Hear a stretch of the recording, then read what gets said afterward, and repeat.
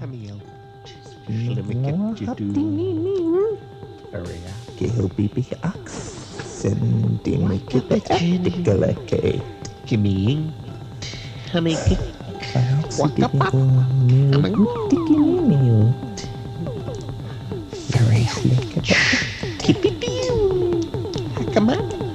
Wakapat. Chapter 15. Saucer Full of Secrets. The 11th of March was the full moon. It passed uneventfully enough, meaning that I can now recollect little of what happened. I remained ecstatic, certain that all was for the best, certain that some definitive tipping of the hand by the thing we were dealing with was about to occur.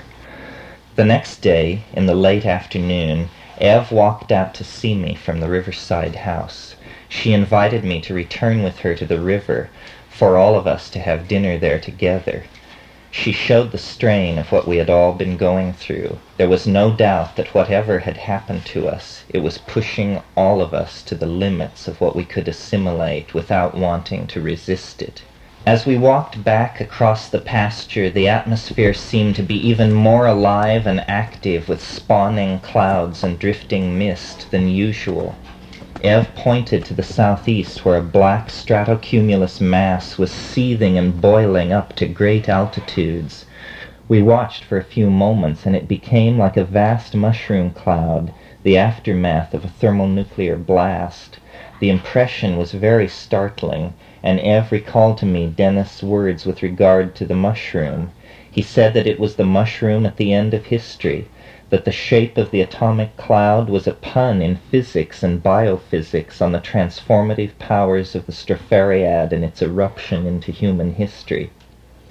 As we watched, suddenly Eve gasped, for from the seeming base of the cloud had emerged what looked like a column of light. It was sustained and was not a bolt of lightning. It was hard to see how it could be a shaft of sunlight, since it was late afternoon, the sun in the west, and this was all taking place in the southeast. We watched it for perhaps a minute, and then it stopped abruptly. Eve was quite shaken. It was of an empirical order different than anything she had experienced at La Chorrera up to that time. Arriving at the riverside campfire, we learned that Vanessa had been up at the mission to the radio, to the bush pilot who had whisked Dave from our midst.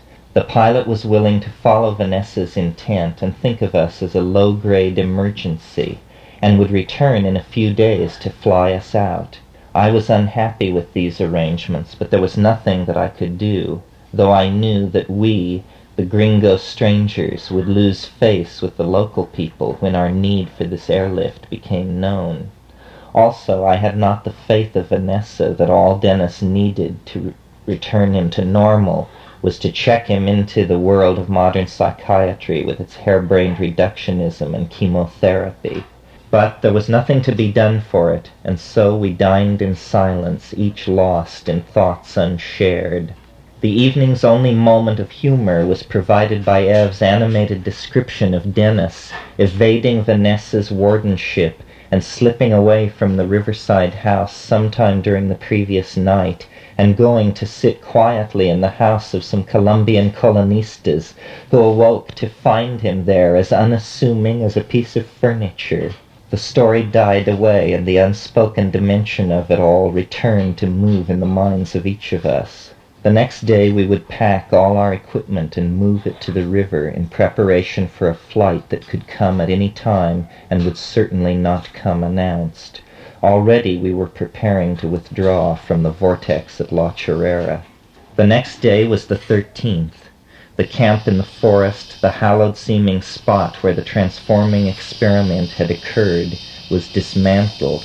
All the artifacts that set it apart from dozens of other Witoto huts were tucked away, and it was returned to its folk anonymity. Outside in a pile we left quite a cargo trove behind us, for the forced evacuation by airplane of the four of us, plus the pilot, left precious little room for any gear. Some insect and plant specimens would leave with us, the cameras, the notebooks on the experiment. That was to be it. The things that we left were quickly assimilated by the tolerant Witoto owners of the site of our attempt to probe hyperspace. We were all installed in the river house, ready to go with the airplane whenever it should appear. Everything seemed to be moving forward of its own accord. We swam in the river and sat on the rocks, scanning the sky and listening for the drone of the little amphibian. Thus the afternoon passed, with even Dennis quiet after an episode in the early morning in which he had methodically thrown the contents of his room out the window, to the point of ripping out the window frame and hurling it after everything else. Around 4 o'clock I was lying on the river bank, about 20 feet back from the river's edge. I was thinking about a walk to the river 2 days before, when each step nearer the water seemed to bring more rhyme and rhythm into my thoughts. From nowhere I seemed to remember an old Celtic saying that Robert Graves discusses, which says that poetry is made at the edge of running water. It had something to do with that, I believed, and I was pondering it. Vanessa and Ev were in front of me at the water's edge, washing. Directly across the river from us lay the southeasterly direction in which Ev and I had seen the cloud with shaft of light just 24 hours earlier.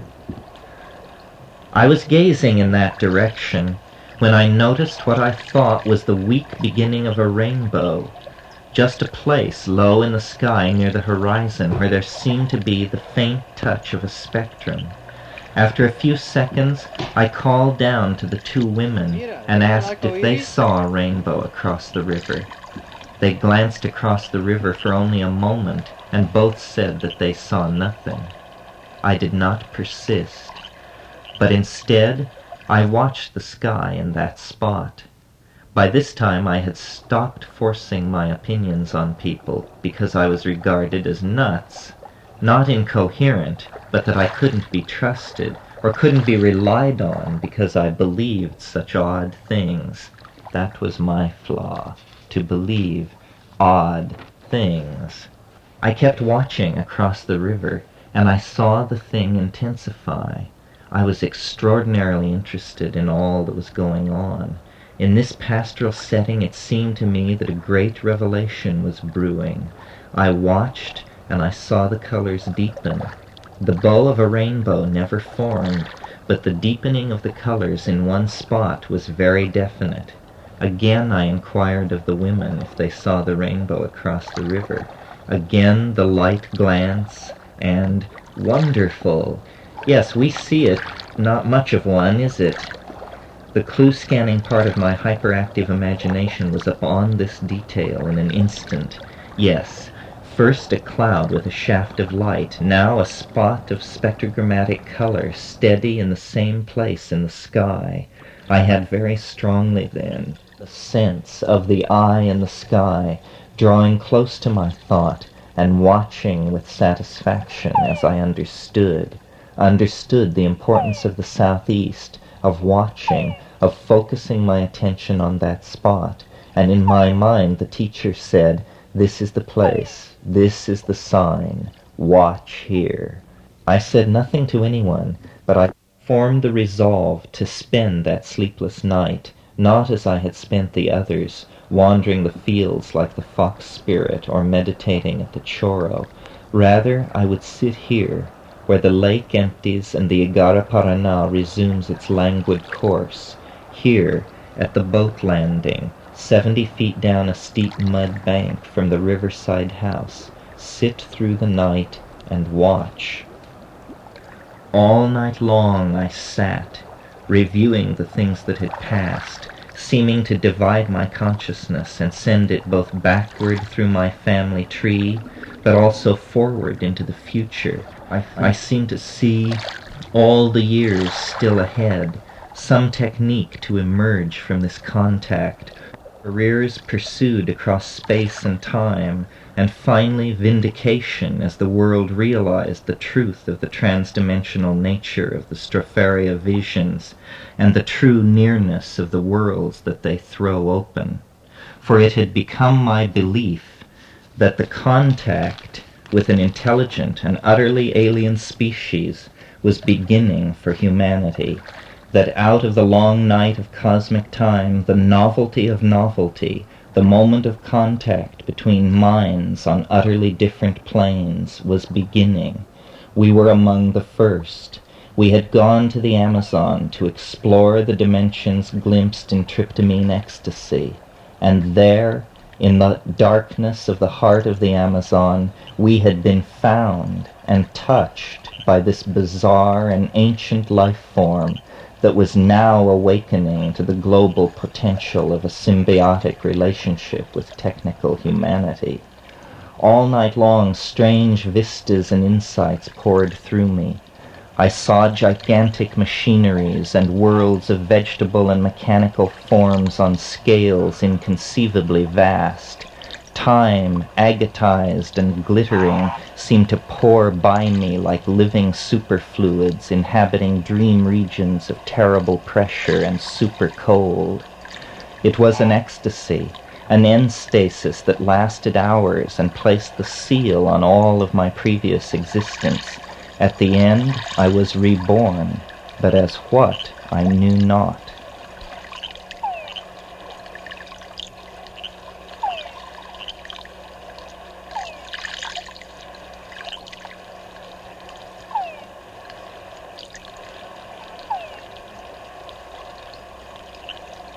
In the gray of a false dawn, the wave of internal imagery faded away.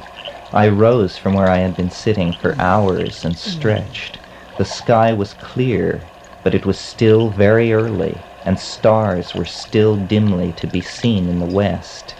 In the southeast, the direction toward which my attention had been focused, the sky was clear, except for a line of fog or ground mist lying parallel to the horizon, only a few feet above the treetops on the other side of the river and perhaps half a mile away. In other words, a line of light fog back from the river and slightly above the treetops in the middle distance. As I stretched and stood upon the flat stone where I had sat, I noticed that the line of fog seemed to have grown darker.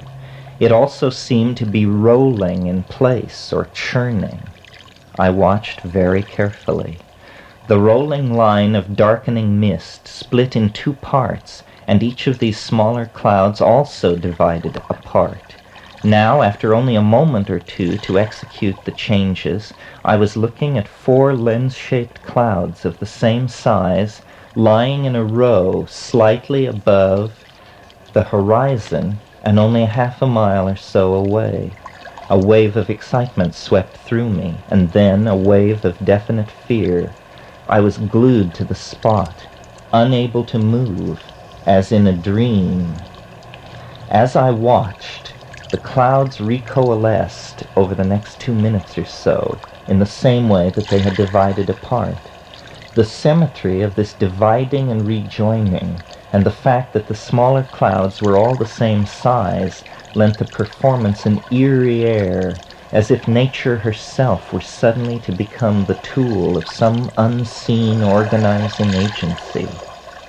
As the clouds recoalesced, they seemed to grow even more dark and opaque. As they all became one, that cloud seemed suddenly to begin to swirl inward like a tornado or a waterspout. It flashed into my mind that perhaps it was a waterspout, something I have never seen. But even as the thought formed, I heard a high-pitched, undulating whine come drifting over the jungle treetops, obviously from the direction of the thing I was watching. I turned to give one glance at the riverside house 70 feet behind me up the steep hill. I was gauging whether I had time to run and awaken someone to get confirmation of what was happening. To arouse someone, I would have had to go hand over hand up the slope and consequently take my eyes off the thing I was watching. In the space of an instant, I decided that I could not cease observing. I tried a shout, but no sound came from my throat because I was afraid. The siren sound was rapidly gaining pitch. In fact, everything seemed to be becoming very much speeded up. The moving cloud was definitely growing larger, rapidly, moving straight toward the place where I was. I felt my legs turn to water and sat down, shaking terribly. For the first time, I believed all that had happened to us, and I knew that the thing was now about to take me. Details seemed to be solidifying as it approached me. It passed directly over my head at about 200 feet altitude, banked steeply upward, and was lost from sight by the edge of the slope behind me. In the last moment before it was lost, I completely threw open my senses to it, and I saw it very clearly. It was a machine with unobtrusive soft blue and orange lights. It was saucer-shaped, rotating slowly, and as it passed over me, I could see symmetrical indentations on the underside. It was making the whee, whee, whee sound of science fiction films.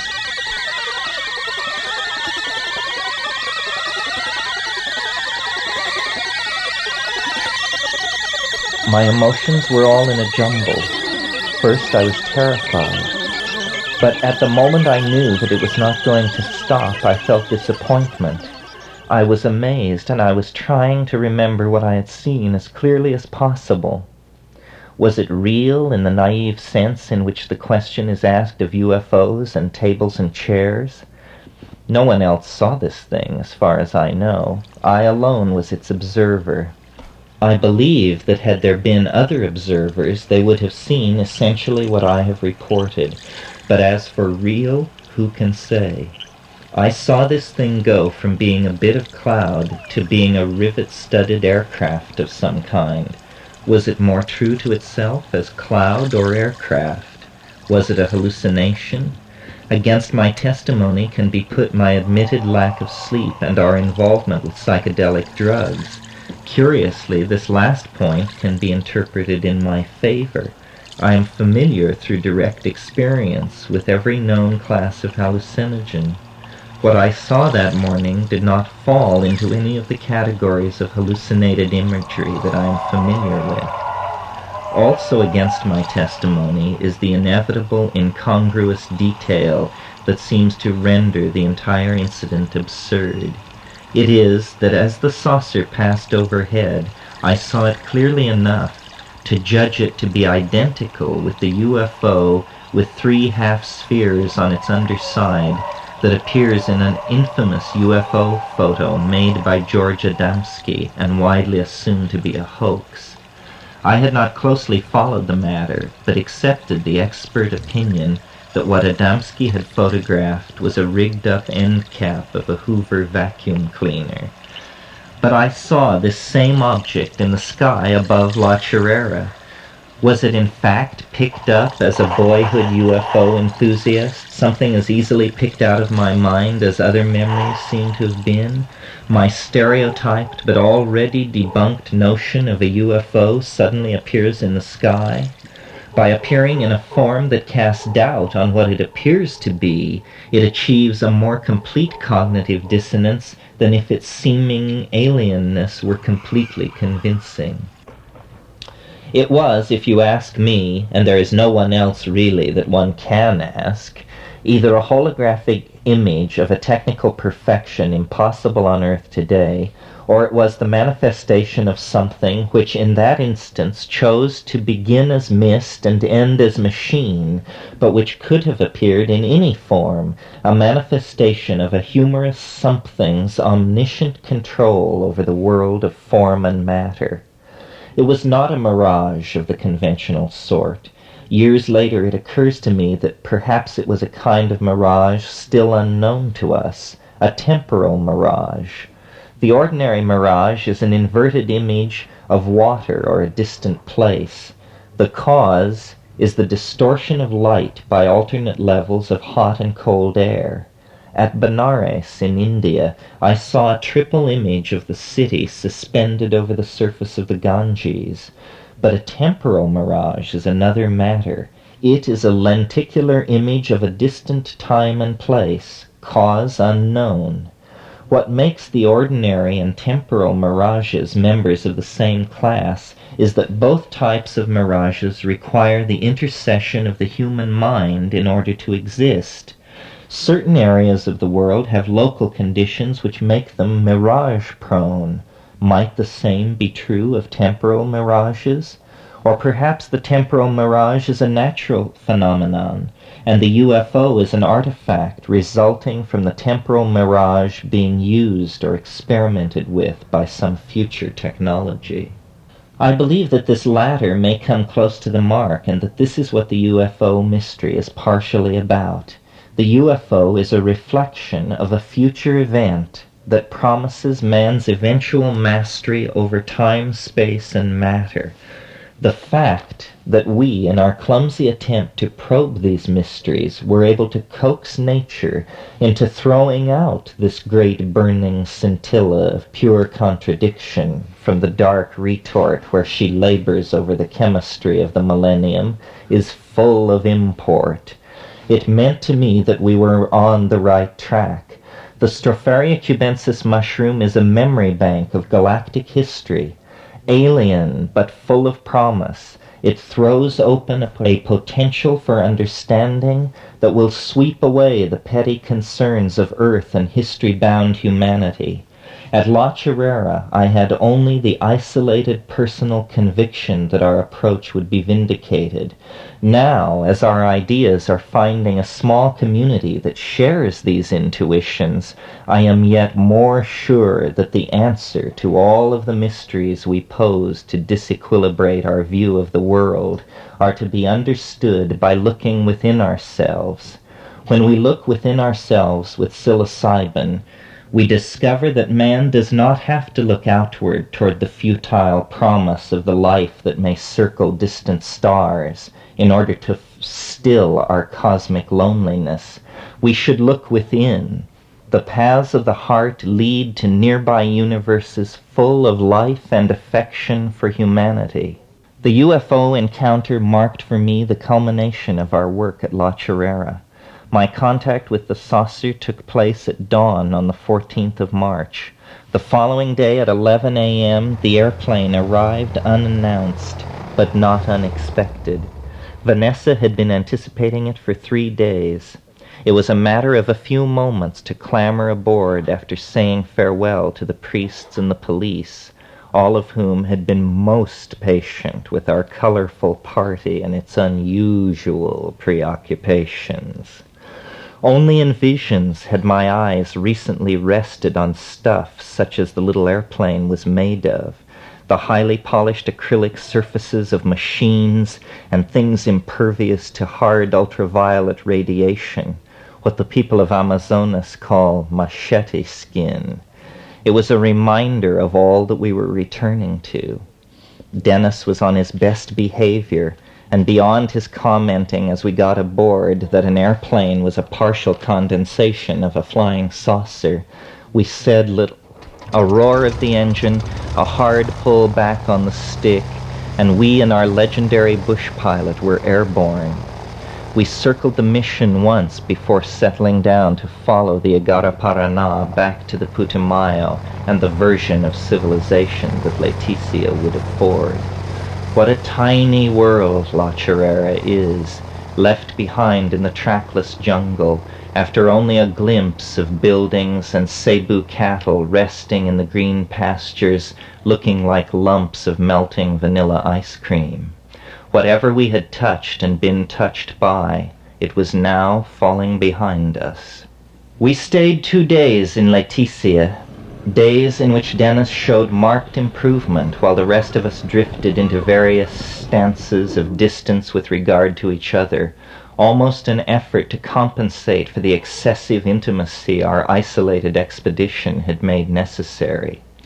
The oddest thing about Leticia was that we were hardly off the plane before we ran into Jack and Ruby, an American couple who just happened to be renting Ev's apartment in Bogota for a few weeks.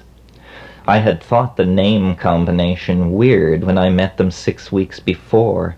Now the fact that they were practically awaiting us in Leticia heightened the strangeness.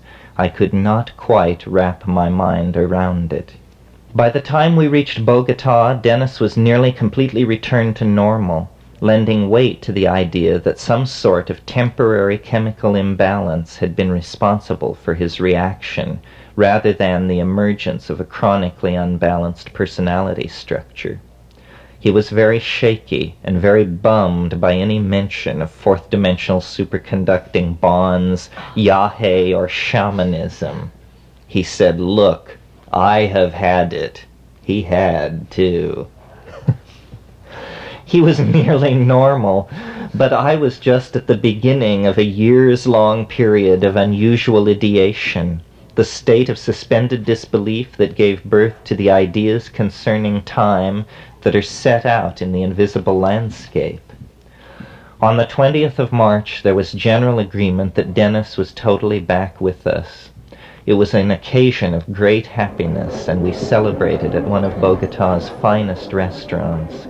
It was an immense accomplishment to have been able to allow the reversal to work itself out without the aggravating influence of modern mental health care procedures. The ordeal in the wilderness that all shamans must face had been endured, a step on the path to knowledge taken. On March 21st, I made a journal entry, the first in weeks, and the only one that I was able to make for several more months. I said this: "It is now 17 days since March 4th and the concretizing of the ampersand. If I have more or less correctly understood this phenomenon, then tomorrow, the 18th day, will mark some sort of halfway point in this experience. I predict that tomorrow Dennis will return to the psychological set he experienced prior to March 1st, though it is possible that rather than a residual amnesia concerning events at La Chorrera, he will have instead a growing understanding of the experiment of which he was the creator. The past weeks have been harrowing and seemingly made out of so many times, places, and minds that a rational chronicle has been impossible. Only Finnegan's Wake gives some idea of the reality of the paradoxicum as we experienced it by virtue of being able to pierce beyond time's double face. In spite of earlier misunderstandings and misprojections concerning the cycles of time and number operating within the phenomenon, I now believe that in these 17 days we have experienced, albeit sometimes running backwards and certainly enormously condensed, enough of a full cycle to begin to foresee in some dim sense the events of the next 20 or so days. By observing the sequence of events in the first 20 days, and then using the knowledge that these events are in effect running backwards, we may reverse the order of the last 20 days and have some idea of the approximate nature and direction of the opus. This journal entry makes clear that while Dennis was recovering from his submergence in the Titanic struggle, I was quite in the grip of a struggle of my own. I was caught up in the construction of numerous charts which showed the kinds of themes that I was involved with early on in my search for a resolution of the experience via a theory of time. In those early speculations, I was involved with a mythic cycle of 40 days' duration. It was only later, when I began to be impressed with the specifically biological nature of the temporal cycles, that I turned my attention to cycles of 64 days' duration, and it was that which led me eventually to turn to the I Ching. In those early ideas, there was not a hint of the eventual theory in its operational details, yet the intent is clearly the same. However, the conception was much cruder, more personal and idiosyncratic. Nearly the rest of that March was spent in Bogota, a dreary time, the urban dregs of a teeming modern city resting not lightly on our jungle-sensitive perceptions. Dennis seemed quite normal, though weakened and sobered by all that had gone on. There were no messages from Dave, and Vanessa had returned to the States. On the 29th, Dennis followed her example and flew to Colorado. I insisted that Ev and I go to Southern Columbia so that I could simply have time to reflect. This we did. I reviewed the whole incident at La Chirera with no new insights and concluded that some sort of psychic gravity was pulling us home. On the 13th of April, 1 day short of a month after my encounter with the UFO, we re-arrived in Berkeley. It was a short and difficult visit. I was beginning to see the dim outlines of the I Ching wave theory, and the first maps of the I Ching hierarchy were done at that time. I kept myself away from people. I was totally immersed in my work. I had no interest or patience for anything else. I was in the grip of a creative mania more extreme than I had thought possible. Each conversation with someone, these matters seemed to open vast gulfs of misunderstanding.